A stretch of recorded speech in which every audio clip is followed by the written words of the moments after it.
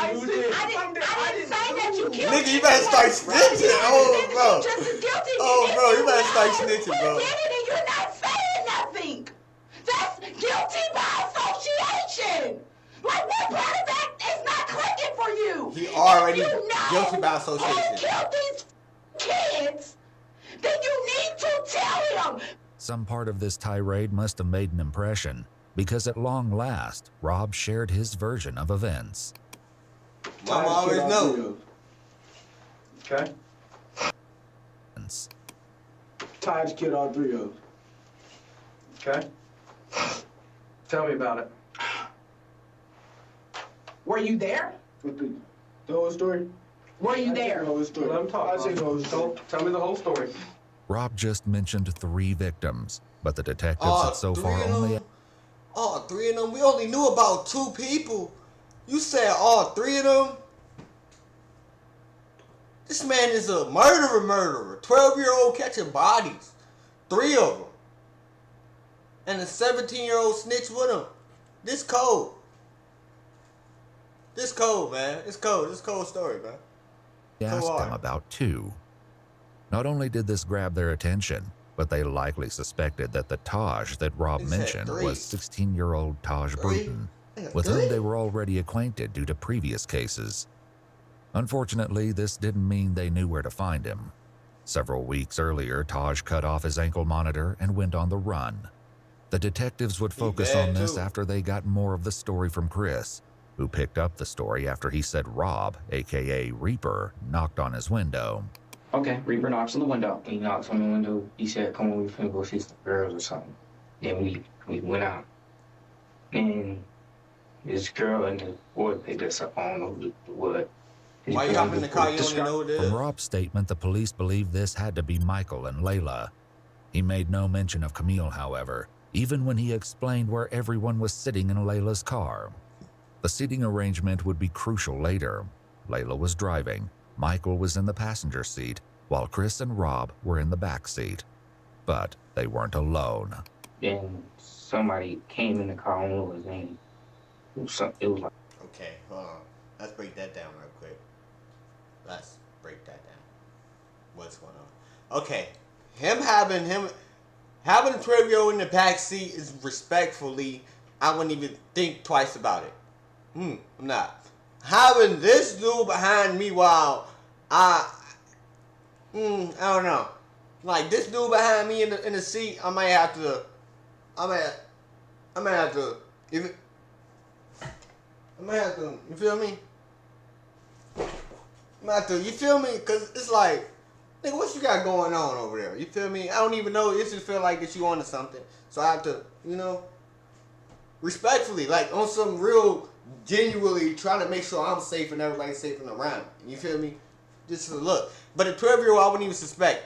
He would have caught me off guard too. I ain't gonna cap. He's a 12-year-old. I'm not really thinking too much of it. Then somebody came in the car, I don't know what his name. It was like somebody in all black. Okay. And how does this person look? I know you said he's wearing dark colored clothes, right? What up, I heard you say that. How you doing? Taking it easy. I'm telling you what, if somebody got in the car wearing a ski mask, I'd be like, what is going on? But that didn't appear to be Chris's response, and the detectives likely had a horrible inkling as to why. Yeah, I looked at Rob, I was like, I thought we were going to see some girls. He's like, we had. I was like, oh, all right. And then we kept driving again. Throughout his interrogation, Chris would only refer to the man in the ski mask as the X-Man. Luckily, Rob had already revealed the identity of their companion. We'd pick up Taj. As soon as Taj came out, that was the first thing he told me, like, we knocking on, we knocking on. I was like, nah, but I ain't even trying to do all that. It took a little more persuading, but Rob eventually told the police that they could find Taj at his girlfriend's house. They picked him up and brought him to the station after they finished talking to Chris and Rob. But instead of clearing up the questions detectives had, Taj made everything more confusing. He said everything was Rob's idea. I'm sitting right next to him, and he whispered in my ear, he was like, bro, I'm finna rob these tonight, bro. I look at him like, what you mean you finna rob these tonight? He's like, bro, so saying, like, look, bro, they got a pound of weed, they got me some money, bro, and if they don't, I'm gonna kill them. That's exactly how he said. At this point, I'm frantic. But I can't, like, if I tell Sosa, right, Rob's sitting right next to me, so therefore he's gonna shoot me. So I'm sitting here, I'm scared as hell, so I'm like, I ain't got no choice but to just sit here and just, it is what it is. Rob told detectives that it was the other way around. It was so random. Like, he just said he wanted to knock him off. I'm not thinking he's serious, though. Like, at the time, when he first said it, if you would have seen his face, like, right, he was laughing. Like, if I would have really thought he was finna kill, like, I wouldn't have got back in that car. I would have stayed right there and called my mom and be like, can you come get me? I didn't think he was serious until when the car started slowing down and I seen him up the gun. Rob said that Taj did this because he wanted to take Michael's firearm. Over in Chris's interrogation room, his story aligned with Rob's, for now. What triggered him to just start shooting? I'm trying to figure out. Is something in between that? He did it over a firearm? Over a firearm and a pound of weed? Is you dead serious? That is definitely a little kid nonsense. A handgun and a pound of weed is crazy. That's crazy work. I ain't gonna lie. He wouldn't even been disrespectful in the streets. He just had a gun and a pound of weed. That's crazy. And they thought they was his friends. They was kicking it with this dude. They probably text him the message like, "Come on, chill over here. We chilling. We kicking it." That's crazy work. That's shiesty. That's shiesty shit. That's some shiesty ass shit. I ain't gonna lie. And yo, Bree, I'm glad to see you too. I'm glad to see you coming back. And I know it's been a minute. And it's all hugs to you, you feel me? And if I ever see a kangaroo, I would definitely give it a 1, 2, 2, 2. Nah. You're not saying. Because I think the person that, the white guy, I think they said he had a lot of money or something. Oh, so we was set up as a robbery. Okay, now we're getting somewhere. Okay. So they were setting up to rob the man. Did Reaper mention that to you? That something was going to be set up or anything? He didn't even know. Like, all I heard was pow. Then I thought somebody was shooting at us, so I hopped out the car and ran. I'm looking. Boom! Boom! Once again, Taj's version was a little different. 3-5 shot at Sosa. Boom. Layla got shot by Rob because that was diagonal. It was crazy. Just like that. It took 2 shots. Nah. It wasn't no more. Nah. It took 2 shots to kill both of them. The police knew at least part of this was true. Who shot who was yet to be determined. I'm going the third dude, not the 2 people getting interrogated. The third person, I feel like he shot him because both of them saying the same thing. But tragically, they'd confirmed the second victim as Layla's boyfriend, Michael Hodo. I knew it was him. Grass by the side of the road, Give me some props. just blocks away. If you know from from the Layla. beginning, you know I said it was him. I've been saying it was him from the beginning. They never said who it was, but now they is. He was deceased when police found him. Michael's father had a heartbreaking reaction when he found out that his son would not be coming home. My son's dead, isn't he? I'm sorry to be the one to tell you. No! No! Oh my God! No! Can they come back out here and help? We have to talk. We have to find this out. Who's to find this? This is to go find out who did this to Sam. I'll find him when I go and kill him. Oh my God.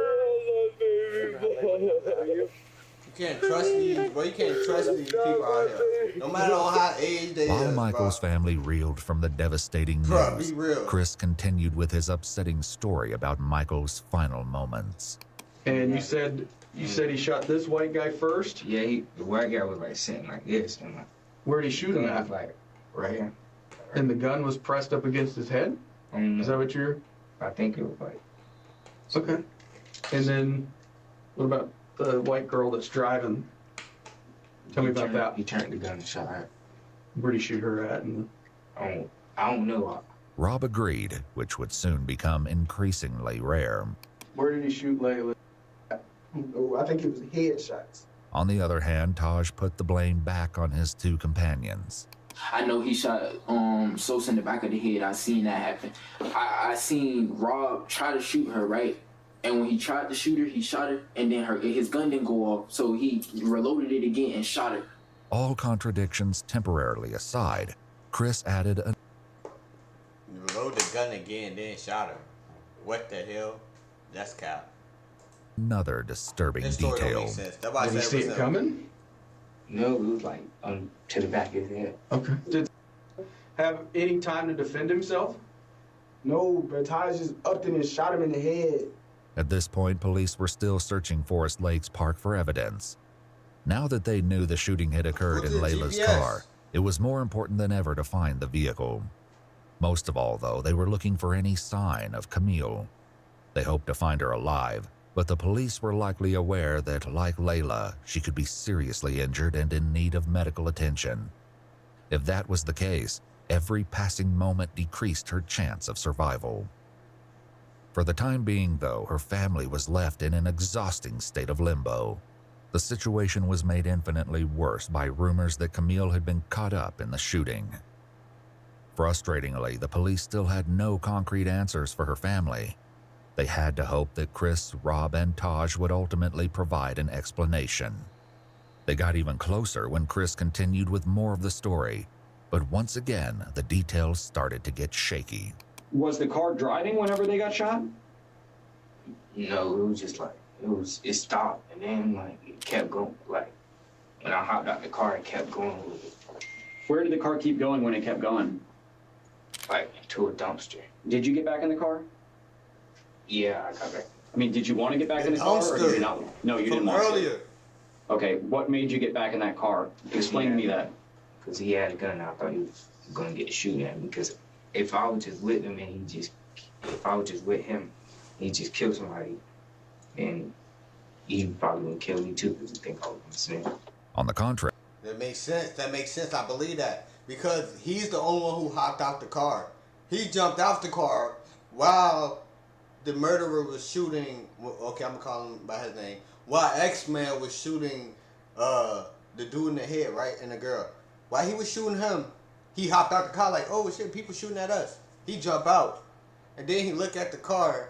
He still see dude with the gun. He gonna think like, hey bro, he finna shoot me. He just shot them two. I might be next. You know what I'm saying? So he probably ran off. I believe that. That's truthful. Rob said that he was the one who jumped out of the car. When he shot Layla, I got out the car because the blood started dripping. I ain't wanted to get on me. Taj claimed the same thing. I get out of the car, they still shooting because it was like 4 to 6 shots. I don't know exactly how many shots it was, but it was a couple shots, bro. So at this point, we hear this lady. This lady's over there like, I'm running. I'm trying to hide in the forest. I don't know what the fuck I'm gonna do. I'm trying to call spring everything. So this lady, hey, what's going on over there? He sees me, or I guess he ran back over there. Rob ran over him. He was like, hey, this, that, and the third. So I'm like, I'm just do what you tell me to do. I just want to go home. So the only thing that this established was that at least one of the boys had gotten out of the car. But this wasn't news, as the woman who saw the car hit the dumpster also told police that she saw a male figure running around shortly after she heard gunshots and saw the crash. The detectives decided not to challenge the boys on this front for now, and pushed for the truth on more important matters instead. They started with Rob. What happened to Layla? Where did they... I don't know. Taj threw Layla out the car and hopped in the driver's seat and started driving. Rob said Taj repeated the process a short time later. Taj, take it easy. Body out the car, patted him down the mechanic. He grabbed the mechanic, got back in the driver's seat, and he drove off. Was that next to Layla where she was pulled out? No, it was in a different spot. This made sense to police because the second crime scene, where Michael's body was found, didn't have much blood. There were, however, what appeared to be drag marks leading from the road towards the brush where the body lay. Did you help take... I ain't touch nobody. I ain't touch a body. Nothing. Hey, yo, do nothing. Once they was dead, I said, take me home, man. Take me home. Yeah, hey, yo, Snitcher 101, man. Put him on the stand every time, man. He didn't touch a damn thing. I believe him on that part. He ain't touch a damn thing. Said that wasn't how it happened. Rob drives. He pulled Layla out of the car. That's why she got left by the dumpster. He starts driving. He's driving. We go around the corner. He goes over to Sosa. Sosa had a thing in his somewhere on him. So he pulled Sosa out of the car. He just dragged him over in some woods or something. And were you driving the car? No, I was not driving the car. Yeah. The detectives asked Chris similar questions. Did you pull her out of the car? What is Rob doing during all this? He was saying that. What's he saying? Nah, he was like, oh, he was like, go. And what happened next? Yeah. And he drove all the way out there in Ottawa. And he tried to put a thing in the river, but I think got stuck or something.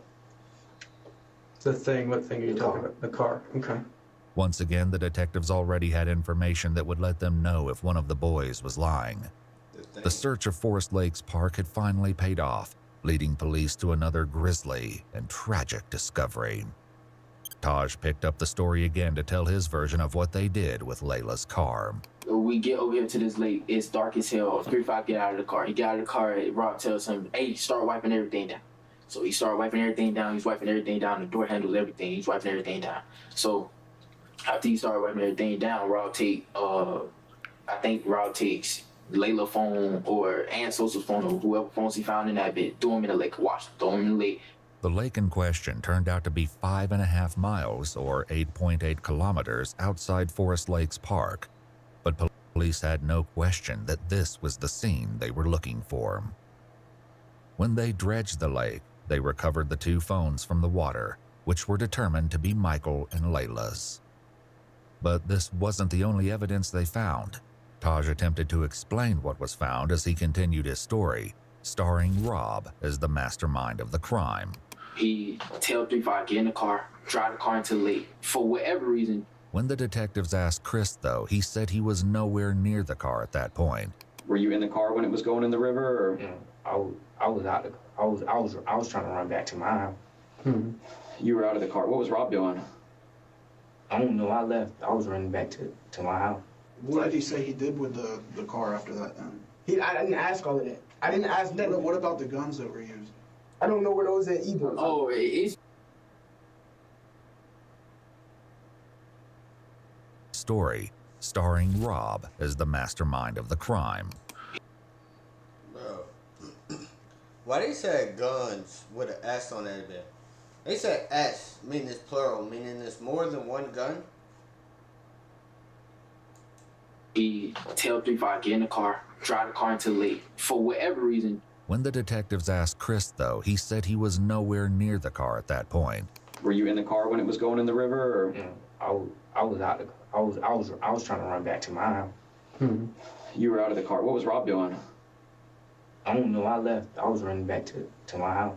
What did he say he did with the car after that then? I didn't ask all of that. I didn't ask that. What about the guns that were used? I don't know where those at either. Oh, it's barely in the lake. Okay. Like when he drive, it might be the look. It's just everybody hit the light. Might be a little bit more than the bullet, but the back of the car, all that is still out of the lake. That was exactly how the police discovered the car. What they found inside was more gruesome than they had ever anticipated.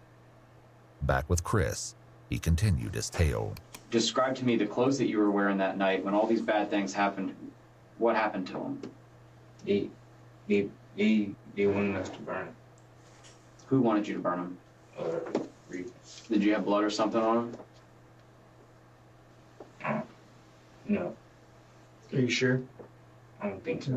Like Detective Bender said, we processed that car front to back, top to bottom, bottom to top 3 times. 3 days worth of actual forensic work, several forensic people. I don't think you could have sat anywhere in that car and not got blood on you.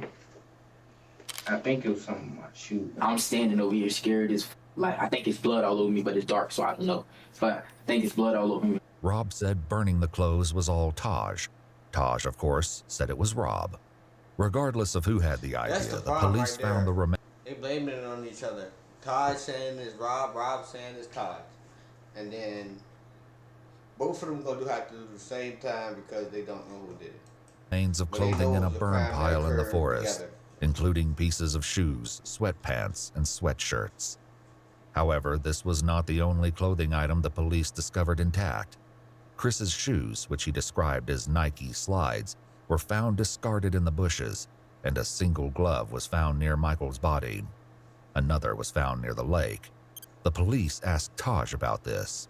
So were you wearing gloves at this time? Yes, I was wearing gloves, because like I said, I was supposed to go pee. And what about Rob?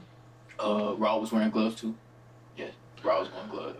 Taj revealed that the original plan was for the group to go car hopping that night, which was why he was wearing gloves and a ski mask.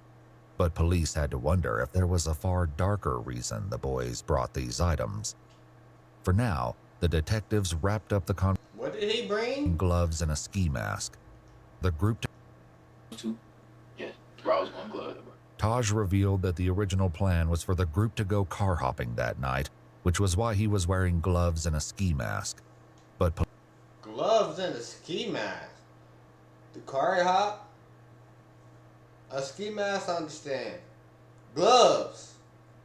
On the other hand, I get you don't want them to see your fingerprints, but it look like you got a gun on you. If you got, yeah. Police had to wonder if there was a far darker reason the boys right brought these items. For now, the detectives wrapped up the conversation with Rob. Do you feel a little better now that you were honest?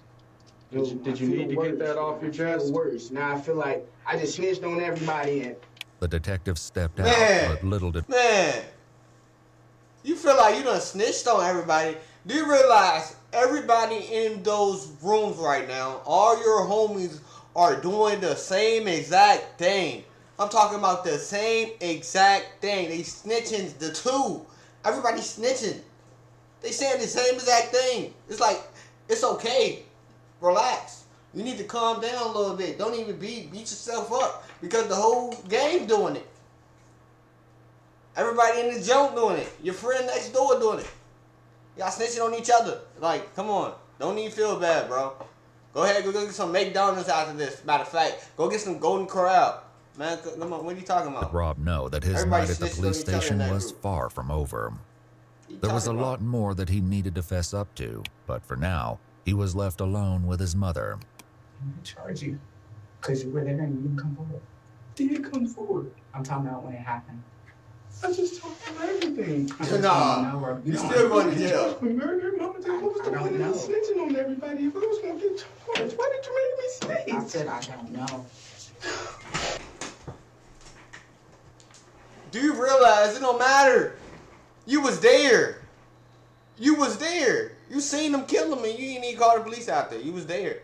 You know how it go. If you ain't watching no CSI shows or no Law and Order, at least you know how it go. Law and Order teach you everything. Look, if you was there, you going to jail too. You doing some time. You doing some time. Get ready to do some time. Like, you was there, you doing some time. Keep it up. You should have called the police. Alright. What's the point of snitching? Make your sentence lighter, nigga. Ask you to step out now. You going to the cell. Hey, mama. Wait, hey, is my mama still here? Yeah, she's still here. Wait, mama. Talk to me. Okay, can you see if they do charge me, can you see if she can give me a lawyer? I didn't kill anybody. Hey, relax. Can you ask her, please? Rob waited, asking the detective stationed at the door several times to bring his mother back, but she had left to go back to work. Before she did, she informed police that she did not want Rob answering any more questions without a lawyer present.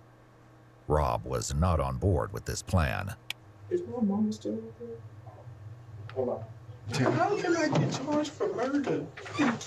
Listen. Can you explain it to me? Hold on. Why are you talking so We're soft? taking your DNA, okay? While the police took Rob's DNA, fingerprints, and photos, he continued to ask them how it was possible that he would be charged with murder. Listen, can I tell you the situation, please? I heard it. Listen, let them do the thing. Your mama's not here yet. We can't talk to you. She's close? I don't know how far she got, but she is on her way. Rob's interrogation might have been on pause, but the conversation with Chris remained in full swing. The questions he faced were about to get a whole lot harder. They executed a search warrant on the house, which they did collect some things, and I'd like to talk to you about those things too. Mm-hmm. But because you, because it looked like a surprise on that. Yeah, like what was in my house that got to do with this homicide? And I will. What? Hold on. What? Wait. You searched the house while the mother was at the police station? And didn't even tell her that you searched her house? Because you already had a warrant, so you didn't. That's cold. That's cold. Imagine you at the police place. and then they searched your house. They didn't even tell you, and then they just reveal it like that. So we searched the house, and we found some things. You searched my house. Who told you to search my house? I mean, we didn't have to do that, but we're going to do that because we have to. What the fuck type shit is that? Fuck type shit is that?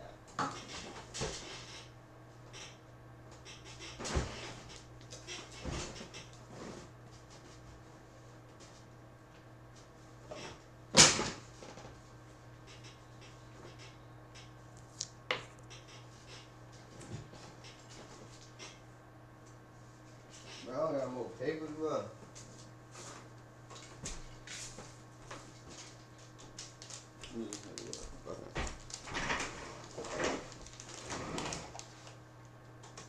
But I'm going to tell you about that because, like I said, I'm not going to leave anything out. It's, I can tell you it's pretty damning. I guess I would use that word. So, are you serious? Do you own any firearms, ma'am? Does anyone in your home own a firearm? Okay, because I'm pretty sure they found one or two firearms in the house. No switch. No switch. And I'm sure you guys have watched CSI. Please, not the switch. Right? We can take a firearm, we can shoot it. Not the switch. Round No that switch. you shoot, we can take. And we can put it into a computer and tell you who got and actually compare it to other fired casings, like the shell from the bullet. Bruh, if he did it, it's over with. Cause I don't believe you did it, bruh. I believe the other dude did it. So if you tell me something different, cause I don't believe it. I don't believe you did it, bruh. I don't believe them bullets gonna come back to your gun, bruh. I'm trusting that the bullets ain't gonna come back to your gun, bruh. So, how? He told me who the guns from. How would you hold guns from when you know that just happened? That was stupid. When Reaper gave you these, you think that they're going to be related to this? I think so. Describe to me why you think that. Because he said, put these up, make sure your mama don't find them. Okay. And you the really the dumbest gun that you 12-year-old saw ever, bro? X-Man use, Like, you the 12-year-old that need help. was it either one of those two guns? I think it was black. Meanwhile, Rob continued to wait. Didn't kill bro. Didn't kill anybody, bro. I don't want to be charged with murder. I do not want to be charged with murder, bro. Eventually, the detectives did come back to speak with him, since he was insistent on saying more, even though his mother did not return to the station. All right, so, you know, I explained to you what your mom said on the phone, right? She didn't want us to ask you any more questions about a lawyer presence. You reapproached me a couple times, and you said that you wanted to discuss some stuff further, right? Okay. I just want to make sure that we're clear that you don't have to answer our question. You don't have to talk to us at this point. But you've stated to me that it's my case. I want to talk to you. Yes. Because Rob's mom was no longer present, they read him his Miranda rights again. Right off the bat, he admitted to additional involvement. Taj told me to help him pull the body out of the trunk and throw it in the lake. He grabs it, he's trying to pull a leg, and he was like, bro, it's heavy, I need help. So I grabbed one leg, I tried to help. I was like, bro, it's too heavy, I don't want to do this. Put the thing down, left the girl in the trunk. Because I told him I didn't want to help him. Like, Rob went on to tell a long, rambling tale about selling his gun the day before the crimes took place. The detectives hear him out before dropping a bombshell. So that's an issue because we have that gun now. No, that's not. It was at 3-5's house. You said you sold it. I did. That's not my gun. That one's not mine. That's not the my same gun.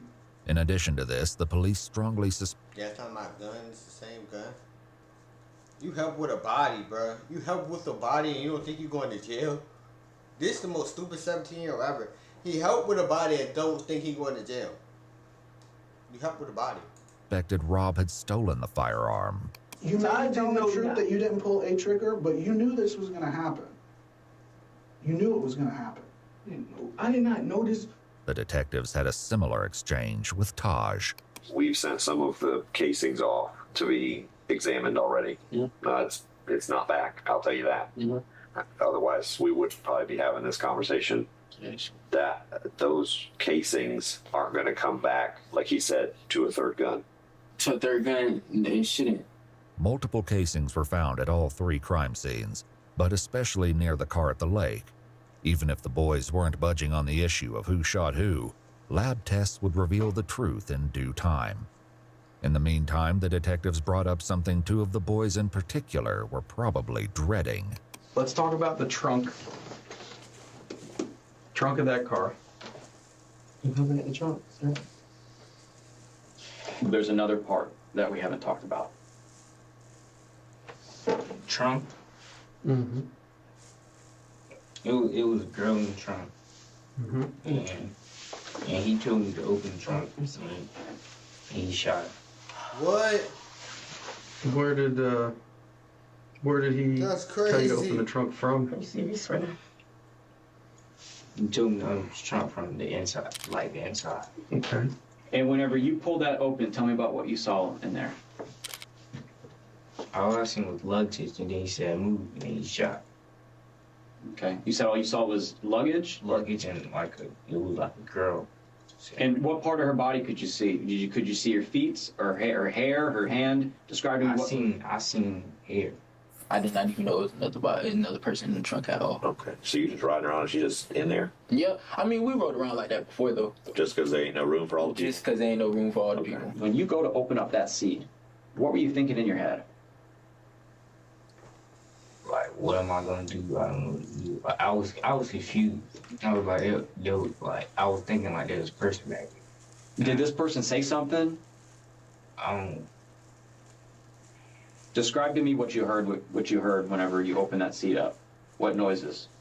All I heard was somebody tell me to watch out, and then I heard a gunshot. 2 gunshots. Tragically, the 3rd victim was determined to be none other than Camille. Her body was discovered 2 days after Layla was found on April 1st. That's crazy. Like Chris said, she'd been shot twice. The location of her wounds indicated that her death had been no accident. It was highly unlikely that Camille had been shot once in the back and once in the head by chance.